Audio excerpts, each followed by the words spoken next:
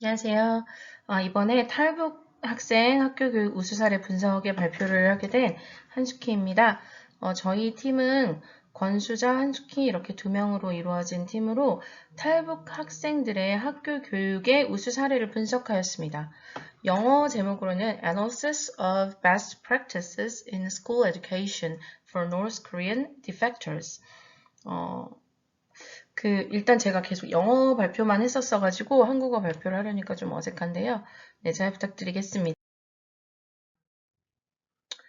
저희 연구팀은 일단 강서대학교, 서울 강서구에 위치하고 있는 강서대학교의 국제교육교류원에 재직하고 있는 교수와 연구자로 이루어져 있습니다. 교수와 강사로 이루어진 연구팀입니다. 저희 주로 이렇게 해외에서 들어오는 또는 국외에서 들어오는 학생들을 전문 대상으로 연구를 진행하고자 합니다. 서론. 일단 지금 현재 탈북 학생들은 중국 출생의 비율이 높다고 할 수 있습니다. 옛날처럼 제3국을 거쳐서 온다고는 하지만 옛날에 탈북하는 경향과 굉장히 다른 학생들의 경향이 있기 때문에 지금은 오히려 정말로 옛날에 왜 고난의 행군 때처럼 진짜 먹고 살기가 너무 힘들어서 왔다기보다는 사실 현재 중국에서도 꽤 먹고 살만한 좋은 생활 환경을 가진 탈북민들은 많이 있습니다. 그러나 그들이 교육 환경을 좀 더 좋게 갖기 위해서 그리고 또 뭐가 있냐면 중국 같은 경우는 중국에선 당연히 탈북민들이 마이너 하기도 하고요. 탈북민들로서 한국에 들어왔을 때는 다른 건 모르겠지만 요즘은 오히려 살기 좋은 경제적인 지원이 되는 게 아니라 교육의 혜택과 복지 혜택이 가장 큽니다. 특히 교육 혜택은 뭐가 있냐면 당연히 교육은 무상교육을 받겠죠. 그리고 그걸 떠나서 대학을 입학할 때 굉장히 좋은 혜택을 받습니다. 그러니까 혜택이라기보다는 그 배려를 받습니다. 네, 표현을 잘 해야 될 것 같은데요. 배려를 받습니다. 그래서 탈북민들 전형을 통해서 대학을 가고 또 대학 등록금에서도 혜택을 받기 때문에 중국에서는 실질적으로 좋은 대학에 들어가기가 상당히 어렵습니다. 중국 학생과도 경쟁을 해야 되고요.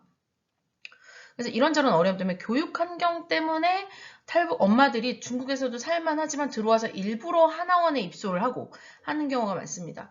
저 같은 경우는 하나원에서 온 그런 분들의 모임을 이제 일부 종교단체를 통해서 참석을 해보면 그분들끼리는 중국어로 대화하는 경우가 굉장히 많습니다.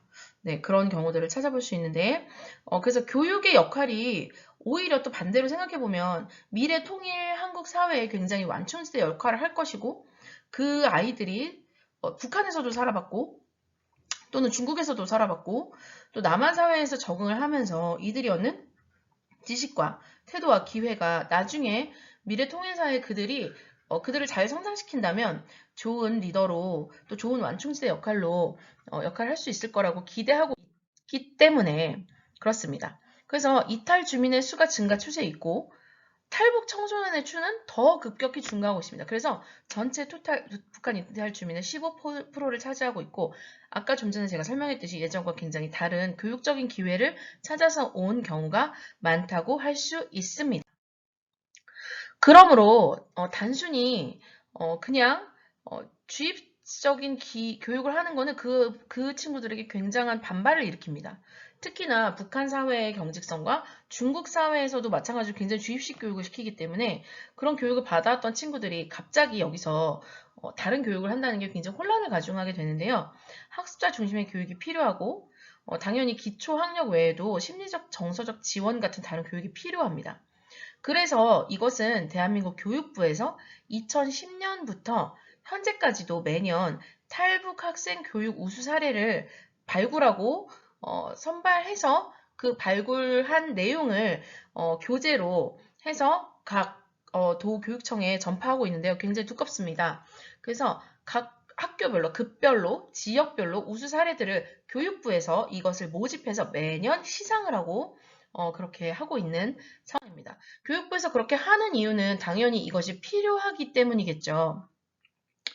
그러므로 최근 3개년간의 사례를 저희는 분석하고자 했습니다. 특히 3개년을 선택한 이유는 당연히 너무 10년 전과 지금의 교육 환경과 여러 가지 10년을 비교하기는 굉장히 어렵기 때문에 또한 3개년을 선택한 이유는 최근 3년 동안 코로나 상황이 있지 않았습니까? 그래서 팬데믹 시기에 공교육이 탈북 학생들을 어떻게 대하고 있는지 그런 것들을 공통적인 요소를 한다면 우리가 어떤 탈북 학생을 교육하는 데 있어서 시사점을 볼 수 있을 것이다 라고 예상하고 연구에 착수를 했습니다.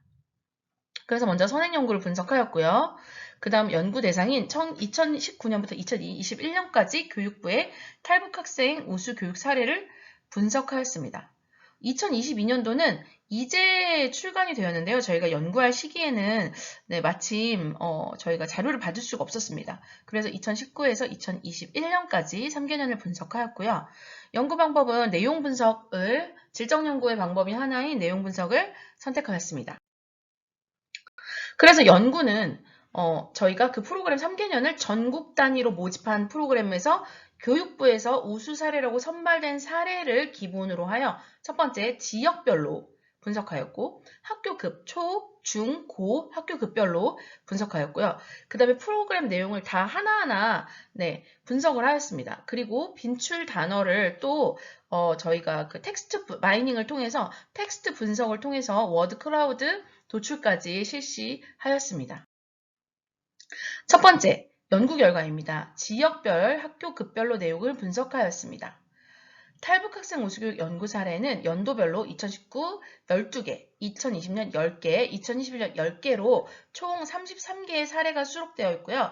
그 33개의 사례를 모두 전수조사하였습니다. 학교급별로 보면 초등학교 17개, 중학교 8개, 고등학교 8개입니다. 지역별로는 서울 3개, 경기 8개, 인천 8개, 강원 1개, 충청 8개, 경상 4개, 전라 1개, 제주는 0개입니다.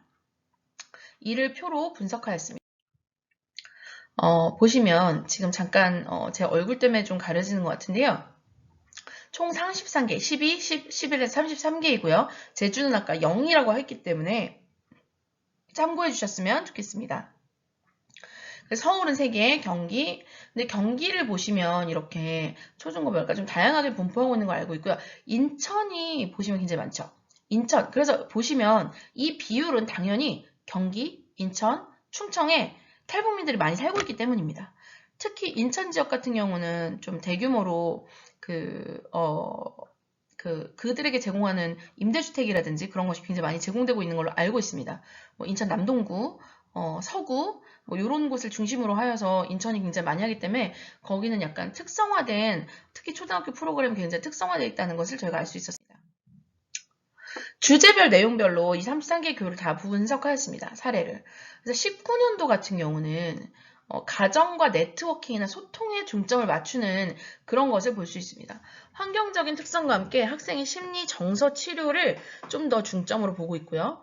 그래서 학교 생활을 다른 차원에서, 그러니까 기초학력뿐만이 아니라 교과 과정에서 굉장히 다뤄지고 있지만 사실 교과 과정에서 탈북 학생한테 크게 전문화됐다는 인상을 주지는 못하고 있습니다. 오히려 코로나 상황 이후로 온라인 수업을 할 때는 1대1로 이렇게 온라인 수업을 통해서 좀 더 돌파해보고자 하는 교사들의 노력이 돋보였다는 것을 알 수 있습니다. 자, 2020년도 같은 경우는요, 일상적인 학교 지원을 더 넘어서서 학교 밖에서 멘토링을 하죠. 왜냐면 이제 코로나 때문에 비대면을 하고 있지 않습니까? 그래서 멘토링 지원 사례가 굉장히 많았습니다. 코로나19 확산으로 인해서 학교나 화학활동이 다 쉽지 않기 때문에 비대면 이런 사례가 굉장히 많았고요.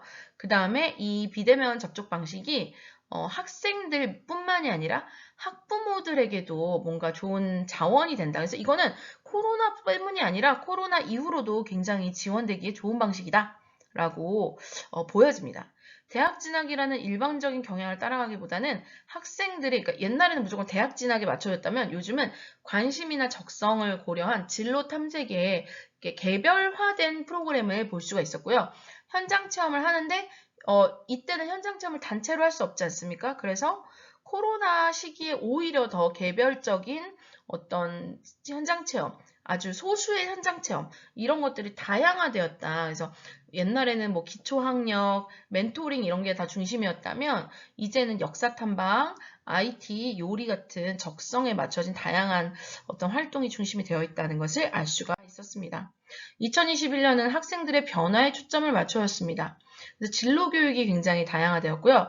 외부 기관과 이제 연결을 하는 거죠. 학교만으로 이제 불리하다고 생각하니까. 그래서 지역아동센터, 학원 등에도 연결을 했고요. 삼성 꿈장학금 같이 외부에 연결하는 경우도 있었습니다. 체험활동 같은 경우는 국토순례 같은 여행 프로그램도 있었고요. 진로 체험이 많아졌고요. 그 다음에 학습 지원뿐만이 아니라 음식점, 놀이동산, 미용실 등의 생활에서 누릴 수 있는 정서 쪽으로 지원이 맞춰져 있는 것을 알 수 있습니다. 그래서 프로그램을 분석해보면 이렇게 학력 증진 프로그램은 3개년을 토탈해서 60개의 프로그램인데 주로 내용은 기초학력이 가장 많습니다. 22개, 방과 후, 방학 보충, 독서활동, 시간관리, 대회 참가. 그러니까 대회 참가가 굉장히 인상적이죠. 이런 것들은 개별적으로 선생님들이 신경을 쓰지 않으면 어렵다고 볼 수 있습니다. 심리정서 활동은 가장 많은 것은 교사 멘토링입니다. 그리고 심리상담을 운영하고 있고요. 멘토링, 생활지원, 그리고 또래놀이, 이게 굉장히 반응이 좋다고 하는데요. 심리정서는 82개가 운영이 되었습니다. 진로활동 35개, 그래서 진로체험, 상급학교 탐방, 네, 자수작성 진로 검사 등이 운영이 되었고요. 근데 이런 경우는 사실은 개별적으로 운영이 된 게 아니라 그냥 학교 프로그램에 녹여서 다 같이 한 거를 보고서에 쓴 경우가 굉장히 많아서 이거는 뭔가 특성화 프로그램을 하기 좀 어렵다고 생각합니다. 기타 활동은 천장체험, 자격증 취득, 문화체육, 예술체육, 외국어 등이 있고요. 온라인 소통, 외부기관 연결, 교원, 연수 및 상호이해 프로그램. 이게 굉장히 특징적인데요. 상호이해 프로그램까지 해가지고 약 6, 7개가 운영이 되는 이게 굉장히 중요한 프로그램이라고 저는 생각합니다. 왜냐면 학생들한테 무조건 지원하고 퍼주고 하는 식의 프로그램이 아니라 그것을 바라보는 학부모, 학생, 그리고 교원, 이 주변에 왜냐면 청소년은 발달에 있어서 그 주변 환경이 굉장히 중요하지 않습니까? 그래서 그것들을 지원하는 것이 굉장히 중요하고 포인트가 있었던 프로그램입니다. 그래서 일단 수치는 이렇게 나타났고요. 자, 마지막으로 저희가 굉장히 많은 방대한 분량의 내용이었기 때문에 이것들을 다 전수조사를 했습니다. 그래서 이 텍스트 전체를 추출해서 전수 분석을 하고 빈도수로 일단 먼저 정리를 했습니다. 명사를 그림, 도표를 다 제외하고는 형태소별로 정제를 했더니, 그러니까 형태소 정제라는 것은 과, 은, 는, 이, 가 같은 조사는 다 떼버리고 정말 남은 형태소, 형용사, 명사 이렇게만 동사 이렇게 정제했을 때 4,400개 정도를 저희가 뽑을 수 있었고요. 이 4,400개라는 게 4,400개 단어가 나왔던 거고요. 이것을 다시 2차 데이터 클리닝 과정을 통해서 고유명사는 제외하였습니다. 그러니까 예를 들면 북한 이런 거 제외했고요. 남한 이런 말 제외했고요. 그 다음에 경기도 이런 거는 갑자기 최빈도 단어의 인천 이런 게 뜰 수는 없기 때문에 그런 것들은 다 제외를 하는 3차 데이터 클리닝까지 지원하고 그 이후에 빈도수 15회 이상 출연한 단어 다시 423개를 최종 도출하였습니다. 여기서 최상위 빈출 단어에서 학교, 학생, 왜냐면 무슨 학교가 많기 때문에 학교, 학생, 탈북을 다시 제외했어요. 3차로 데이터 클리닝을 하였고요. 거기서 빈도수 상위 10개 단어는 이렇게 나왔습니다. 활동, 교육, 멘토링, 친구, 체험, 수업, 교사, 프로그램, 학습, 시간입니다. 이후 최상위 빈도 10개를 가지고 토픽 모델링을 실시하였습니다. 원래 보통 토픽 모델링을 실시하면 5개 정도의 토픽을 추출하고자 하는데요. 이제 여기서는 이미 저희가 데이터 정제 과정에서 여기 이제 표를 보시면 이렇게 1위부터 20위까지 나와 있습니다. 활동, 교육, 멘토링, 친구, 체험, 수업, 교사, 프로그램, 학습 시간, 운영, 공부, 생각, 진로, 이해, 관계, 멘티, 상담, 생활, 진행 이것들을 보시면 저희가 이제 토픽을 뽑아볼 수 있었는데 토픽이 모아지는 게 1, 2, 3, 4, 5위에서 계속 순위만 바뀌고 모아지는 단어가 동일한 것을 발견했습니다. 그래서 제가 오류가 아닐까라고 생각을 해봤는데 이 연구에서 토픽이 5개로 묶이지 않은 이유는 일단 기본적으로 활동 내용이 좀 비슷한 것들이 많고 진수라는 부분이 우수 사례다 보니까 특별히 다른 방향성이 좀 비슷하기 때문에 나온 것 같습니다. 그래서 저희가 그냥 토픽 모델링이 아니라 그냥 이렇게 단어 빈도수로 제가 정리를 다시 했습니다. 하지만 이 단어를 보시면 교육보다는 활동에 더 중점이 가 있다는 것을 알 수 있습니다. 탈북 학생들한테 필요한 것은 교육이 당연히 필요하고요. 하지만 다양한 활동을 통한 멘토링 그리고 친구와 체험을 통한 수업이 필요하며 그것의 중심에는 교사가 있다는 것입니다. 네. 그리고 이것들을 운영하면서 당연히 공부도 생각을 하지만 진로와 서로에 대한 이해, 관계가 굉장히 이 아이들의 적응에 있어서 탈북 학생들의 남한 적응에 있어서 굉장히 이 생활적인 면, 정서적인 면의 진행이 중요하다는 것을 우리가 알 수 있습니다. 자, 이것은 그래서 이것들을 바탕으로 추출한 워드 클라우드입니다. 네, 보시면 상위 100개 단어를 가지고 100개의 단어에서 워드 클라우드를 만들었는데 이렇게 50개 단어 정도가 추출이 되었습니다. 네. 여기 보시면 눈에 띄는 활동, 교육이 많이 띄고요.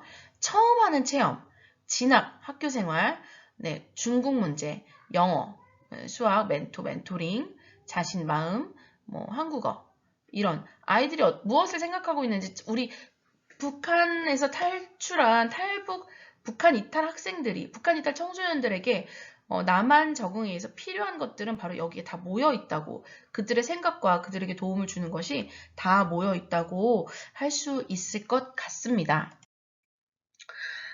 네, 결론 드리겠습니다. 첫째, 학력 증진의 경우 가장 필요한 부분은 언어적인 부분인데 한국어도 필요하지만 영어가 많이 필요하다고 생각이 됩니다. 탈북 학생들이 북한말 하지 않습니다. 중국어가 더 필요합니다. 중국어를 더 편하게 생각합니다. 그래서 이중언어 프로그램이 많이 필요하고 그들을 위한 영어 프로그램이 많이 필요하다고 생각합니다. 방학 프로그램이나 그리고 이제 이걸 학교에서 다 커버할 수 없기 때문에 주변 학원이나 지역아동센터를 연계하는 게 좋다고 생각하겠습니다. 둘째, 탈북 학생 교육 지원은 학업에 국한되는 게 아니라 심리 정서, 문화, 진로, 독서, 체육, 생활까지 전방위적으로 실시돼야 효과가 좋습니다. 우수 활동 프로그램들이 이것을 증명하고 있습니다. 또한 자존감 회복에 그리고 심리적 통합 지원을 향상시켜야 합니다. 이해소통 교육이 정말 중요한데요. 탈북 학생이 소수자면 같이 생활하는 학생은 다수자입니다. 그래서 이 학생들을 위한 프로그램뿐만이 아니라 이 주변 둘러싸고 있는 인천 같은 곳은 아예 학부모들을 불러서 설명회를 합니다. 그래서 학부모님들이 거부감 없이 이 학생들을 친구들에게, 왜냐면 너 탈북 학생하고 친구하지 마 이렇게 집에서 말할 수 있지 않습니까? 그래서 이런 것들을 하고 학교 차원에서 홍보한다는 것은 학교 관리자가 굉장히 잘 하고 있는 내용이며 이건 전국 단위로 정말 프로그램을 배포해야 될 정도로 우수한 프로그램이라고 생각이 들었습니다. 진로지도 같은 경우는 초등은 주로 체험학습을 하다 보니까 아무래도 방과 후에만 좀 하고 있는데요.